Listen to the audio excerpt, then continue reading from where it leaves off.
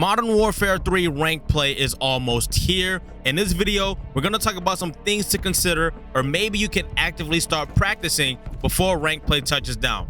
Let me know what skill division you plan on reaching this rank play season. Well, let's go ahead and get right into the video. No need for an intro. So first things first, you're going to want to remove the casual gamer mindset. When it comes to ranked, players should remove the casual gamer mindset because it's all about taking the game a little more serious and striving to improve. Obviously, it is still a game at the end of the day, and it is meant to be a fun time. In ranked, things are typically a little more competitive and focused on winning. So having a casual gamer mindset might not lead to the best outcome. It is important to approach ranked modes with a more strategic and determined mindset to give yourself the best chance of success. So yes, still crack jokes and laugh with your squad. This will absolutely help the team chemistry, but make sure you know when and where you should lock in. Next, you're going to want to choose your cosmetics wisely. Choosing your cosmetics wisely in ranked won't necessarily give you a competitive edge, but certain skins may give your opponent the upper hand. Let's say, for example, if you are running the New York Subliner skin, that color yellow cuts through anything on the map like no other. Even the Boston Breach skin, one of my favorite skins in the game just because of the color scheme,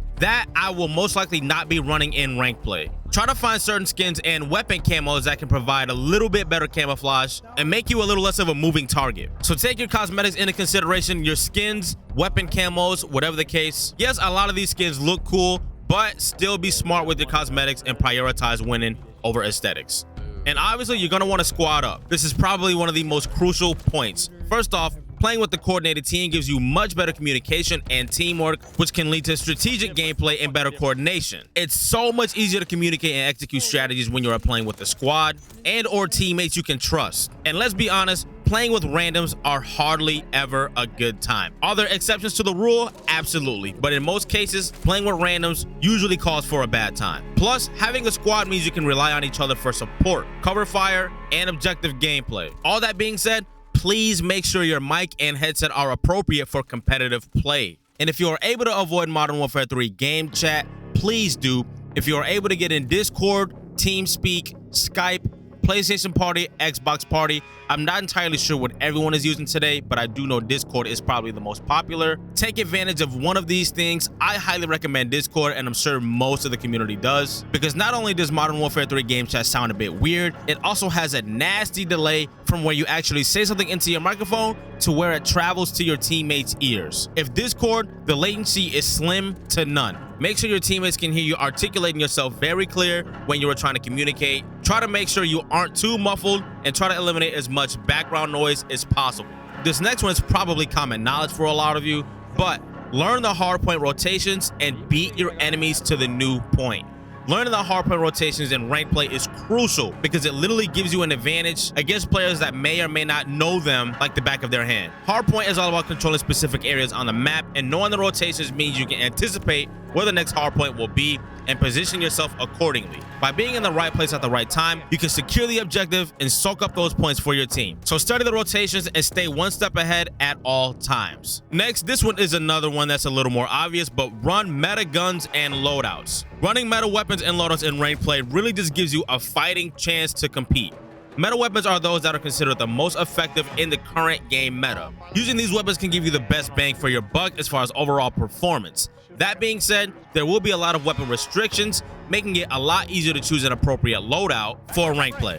The tricky part will be the attachments for a lot of players, again, helping your overall performance, which can greatly increase your chances of success in ranked.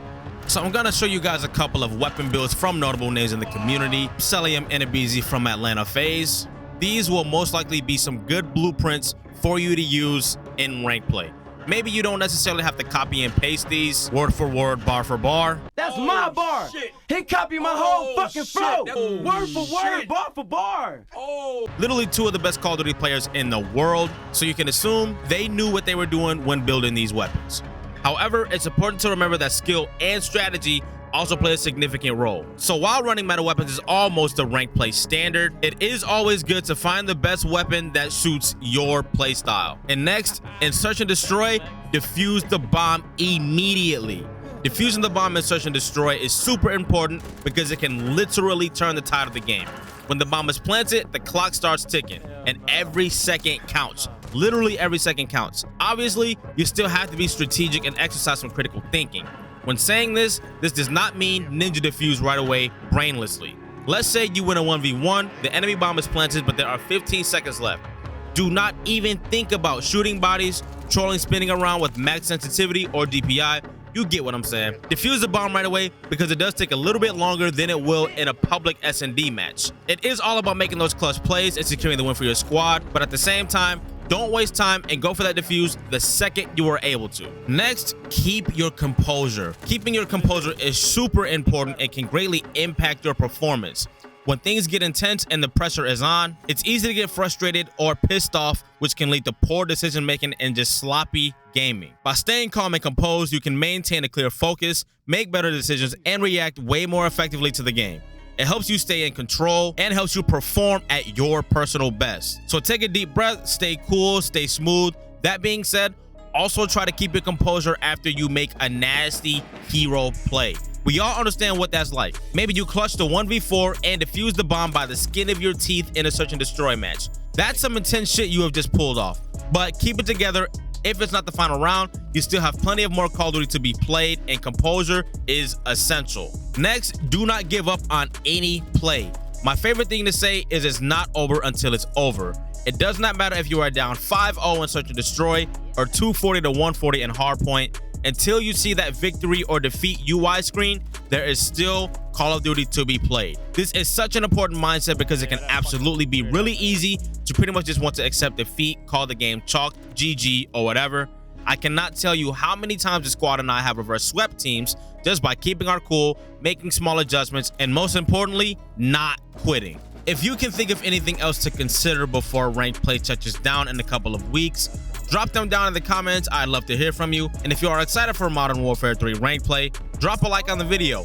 And if you made it this far, thank you for sticking around. And if you did the content, I'll drop 2 more videos for you right here. And consider subscribing for more weekly Modern Warfare 3 content. Thank you all for your time. All y'all take care, and I'm out.